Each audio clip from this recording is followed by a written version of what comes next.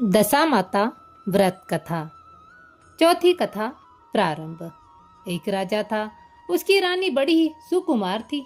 वह फूलों की सेज में सोया करती थी। एक दिन फूलों की सेज में एक कच्ची कली बिछ गई। उस रात्रि को रानी को नींद नहीं आई। राजा ने पूछा, प्रिय, आज तुमको नींद क्यों नहीं आती? क्या कोई पीड़ा है? तब रानी बोली कि आज सेज पर एक कच्ची कली रह गई है, वही मेरे शरीर में गड़ती है, इसी से नींद नहीं आती। उसी समय ज्योति स्वरूपक दीपक हंसा। यह देखकर राजा ने हाथ जोड़कर ज्योति स्वरूप से प्रार्थना की, स्वामी, आप क्यों हंसे? कृपा कर इसका भेद बतलाइए। ज्योति स्वरूप ने पुनः हंसकर उत्तर दिया कि अभी तो रानी कच्ची कली के कारण उसकती पुसकती है। कल प्रातः होते ही जब सिर पर बोझा ढोएगी तब क्या होगा? राजा ने पूछा, क्या मेरे देखते, मेरे जीते जी ऐसा होना संभव है? तब दीपक ने दृढ़तापूर्वक उत्तर दिया, हाँ संभव है, तुम्हारे जीते जी संभव है। ज्योति स्वरूप की ऐसी भविष्यवाणी सुनकर राजा ने अपने मन में कहा कि देववाणी असत्य नहीं हो सकती।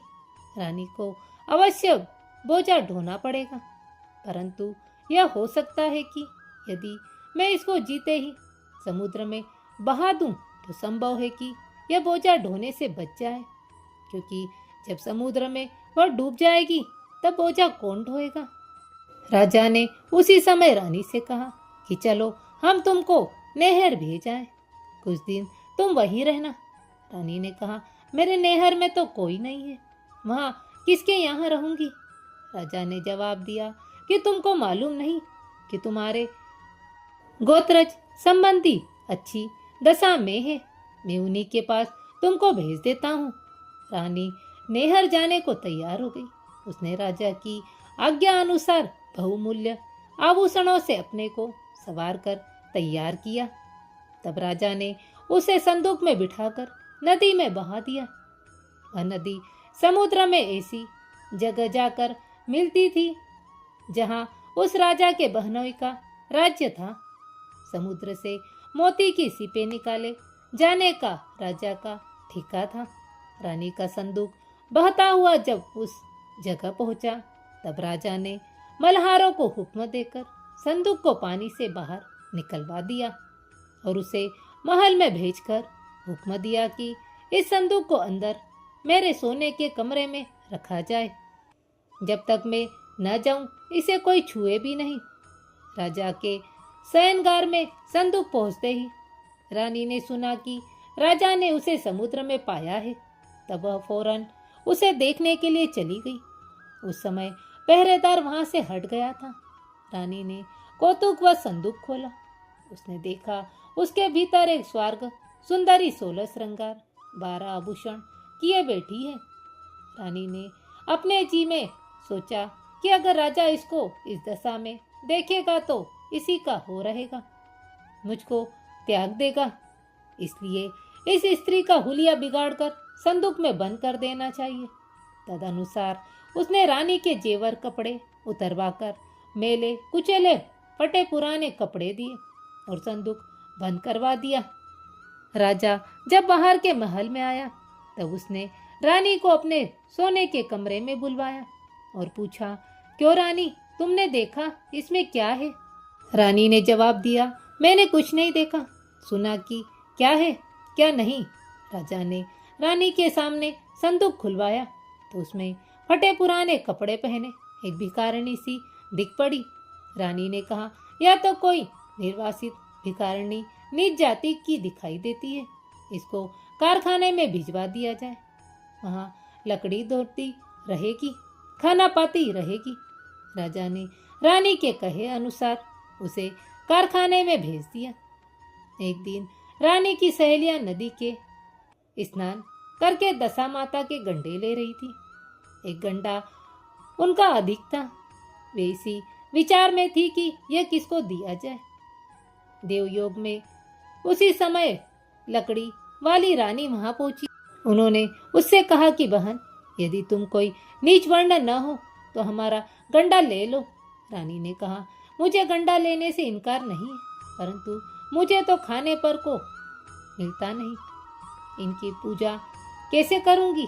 वे बोली, तुम इसकी चिंता मत करो, हम रोज इस जगह स्नान करने आया करेंगी, 9 दिन तक कथा कहेंगी, तुम भी नित्य कथा सुन जाया करो। 10वें दिन पूजा होगी, तब तक दशा माता चाहेगी तो अवश्य तुम्हारी दशा बदल जाएगी।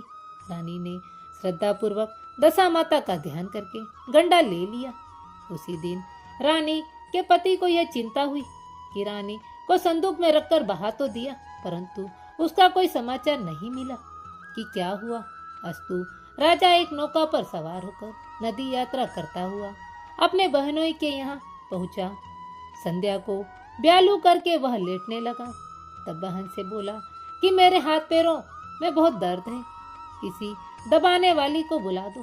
तब वह रानी के लकड़ी ढोने वाली भिखारिणी को बुलवाकर हुक्म दिया कि आज की रात तू मेरे भाई के पैर दबा। वह बड़े संकोच में पड़ गई, अपने जी में अनेक संकल्प विकल्प करती हुई, पर पुरुष का शरीर छू तो कैसे छू। रानी बराबर अपनी बात पर दबाव दे रही थी, इसलिए लाचार होकर उसे स्वीकार करना पड़ा। राजा के पैर दबाते दबाते रानी को उसके पांव का पदम दिख पड़ा। रानी चुपचाप रोने लगी और उसके आंसू राजा के पैरों पर टपक पड़े। तब उसने पूछा कि क्यों री दासी, तू क्यों रोती है? तो अपना भेद मुझे बता, मेरे कारण तुझे किसी प्रकार की हानि न पहुंचेगी। तब वह बोली कि जैसा पदम आपके पैर में है, वैसा ही मेरे पति के पैर में था। पहले दिनों की याद आने से मुझे रुलाई आ गई। तब राजा बोला कि मैं समझ गया, अब तुम पैर मत दबाओ, आराम से सो। तो तुम्हारे भाग्य में लिखा है और तुमको भोगना ही पड़ेगा। मैंने उसके टालने के लिए जो उपाय रचा था, उसका उल्टा नतीजा हुआ। तुमको मेरे जीते जी लकड़ी ढोनी ही पड़ी। राजा ने अपनी धोती उतार कर रानी को दे दी।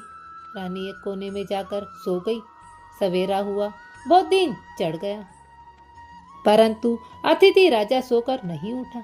न पैर दबाने वाली दासी बाहर निकली। तब उसकी बहन को चिंता हुई। थोड़ी देर बाद दासी बाहर निकल आई और कारखाने में काम करने चली गई। रानी ने अपने भाई के पास जाकर उसे जगाया।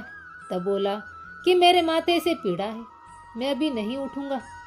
इस समय मेरा जी बहुत व्याकुल हो रहा है, मुझे अधिक मत सताओ। रानी ने पूछा कि आखिर बात क्या है, कुछ कहो भी।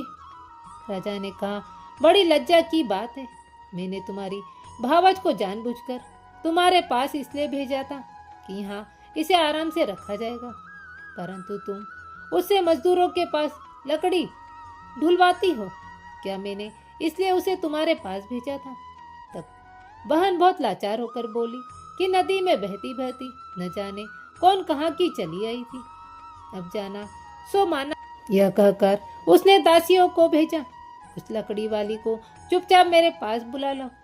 तब दासी रानी आई तो उसकी भावज ने आदर पूर्वक उसके पैर पकड़े और विनीत भाव से माफी मांगी।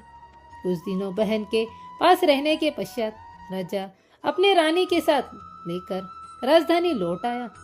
रानी ने अपने महल में पहुंचकर सुहागिने न्योता धूमधाम से दशा माता के गंडे की पूजा कर और गांव भर में ढिंडोरा फेर दिया कि आज से अमीर गरीब सब दशा माता के गंडे लिया करें और श्रद्धा पूर्वक पूजा किया करें। जिस किसी के पास पूजन पारण की सामग्री की कमी हो, राजा के कोठार से ले जाया करें। जिस प्रकार दशा माता ने सुकुमारी रानी के दिन फेरे, वैसे ही वह अपने सब भक्तों के दिन फेरे। श्रोता वक्ता सभी का कल्याण हो।